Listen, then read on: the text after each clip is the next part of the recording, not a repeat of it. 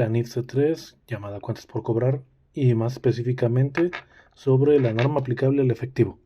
Para empezar hay que definir qué son las NIF.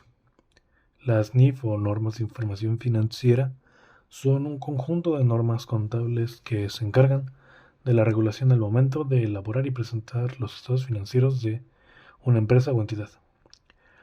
Siendo más específico, la NIF C3, llamada cuentas por cobrar, establece las pautas para el reconocimiento, evaluación, presentación y revelación de todas las cuentas por cobrar de los estados financieros de una empresa o entidad. Los objetivos de la NIF C3 se definen como el establecer los criterios particulares de evaluación, presentación y revelación relativos a las cuentas por cobrar y las otras cuentas por cobrar que presenta la entidad. Estas no contienen un componente de financiamiento, o sea, no devengan intereses. Esta norma se enfoca en las cuentas por cobrar comerciales y las otras cuentas por cobrar. En este caso, solo nos enfocaremos en las cuentas por cobrar comerciales. Lo que más nos interesa es hablar del efectivo y, en este caso, los activos financieros. Bueno, los activos financieros se definen como derechos que surgen como resultado de un contrato, el cual le otorga recursos económicos monetarios a la entidad.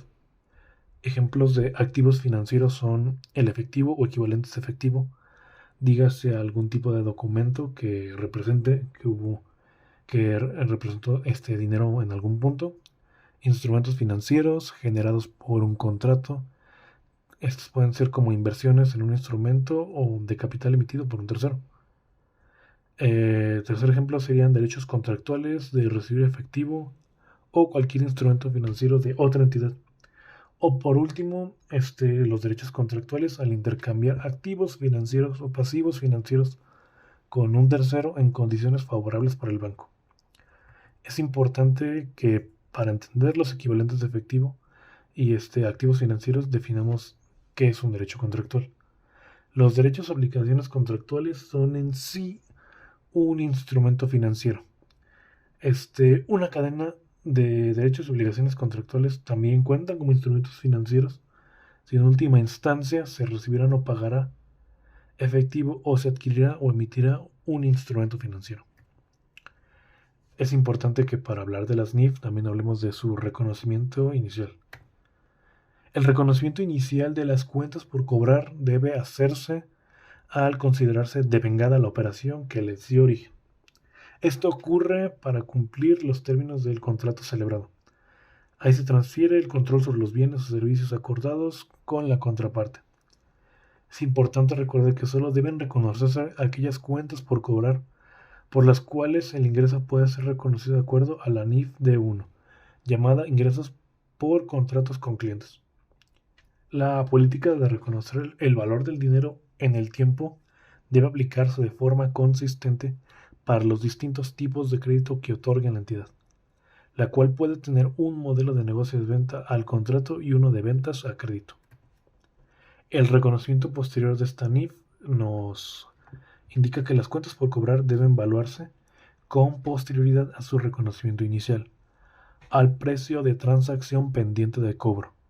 Las cuentas por cobrar denominadas en moneda extranjera, estas deben convertirse a la moneda funcional aplicando el tipo de cambio de cierre.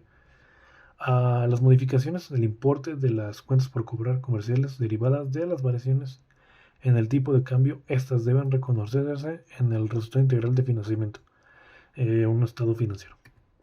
Las normas de revelación de la NIF pues se integran del rubro de cuentas por cobrar, dígase ventas de bienes, servicios y otras cuentas por cobrar. También incluye la estimación para incobrabilidades relativas y los principales componentes del rubro de las cuentas por cobrar.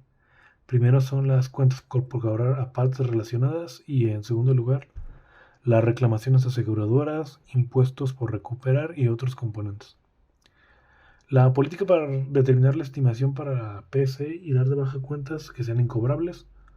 Y por último, el análisis de los cambios entre el saldo inicial y final de dicha estimación por cada periodo presentado.